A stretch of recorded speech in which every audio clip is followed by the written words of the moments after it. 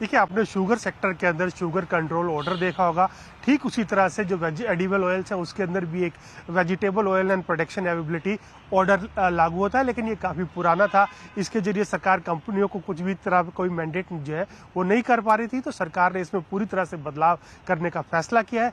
नया ड्राफ्ट सरकार ने इसको लेकर के जारी कर दिया है। Vegetable oil production and availability framework 2025 इसको कहा जाएगा। इसके तहत सरकार कंपनियों को मैंडेट करेगी कि आप हर महीने जितना भी आपके यहाँ प्रोडक्शन होता है, जितना भी आपके यहाँ मिलिंग होती है, या फिर आपके यहाँ पर जो सेल है या जो स्टॉक है, उसका डाटा आप हमको हर महीने मुहैया कराइए। इतना ही नहीं, सरकार ये भी कहेगी कि आप कितना इंपोर्ट एक्सपोर्ट कर रहे हैं, जो भी क्रूड एडिबल ऑयल का जितना भी एक्सपोर्ट इंपोर्ट कर रहे हैं उसकी भी जानकारी हमको दीजिए। तो ये सारी जानकारी अगर कंपनियां नहीं देती हैं तो इन कंपनियों के ऊपर कार्रवाई भी हो सकेगी। सरकार उन कंपनियों के प्लांट के प्रोडक्शन की जांच भी इस ऑर्डर के तहत कर सकेगी। तो इससे सरकार को लगता है कि इससे दो फायदे होंगे। पहला फायदा ये कि एक तो जमाखोरी रुक पाएगी। अभी जितने भी आप स्टॉक डिक्लेयर नहीं करते, आप बताते नहीं कि आपके पास कितना एवेबिलिटी है, तो वो जमाखोरी यहाँ पर रुक सकती है यहाँ पर इसके तहत।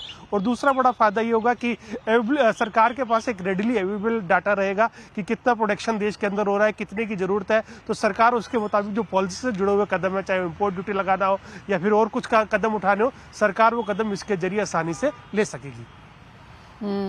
हसीम, वी अंडरस्टैंड कि अभी ये ड्राफ्ट यहाँ पर बन रहा है, और कितना रिप्रेजेंटेशन यहाँ पर कंपनीज की तरफ से है, या फिर आपको लगता है सरकार इसको पब्लिक फीडबैक के बाद यहाँ पर जारी भी करती हुई नजर आएगी?